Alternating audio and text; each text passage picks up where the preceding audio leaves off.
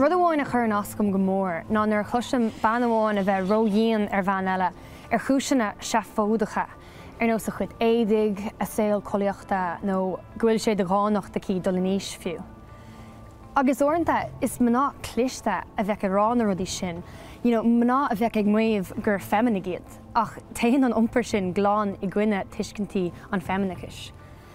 Agus ní hééis sin le rán nach ceart a bhná a bheith daon ar a chéile. Bucheart ach maidir le rudí níos tábhachtaí, an bhfuil an bhean sin láidir, an bhfuil si freigrach, an bhfuil si ionrach, an duine maith.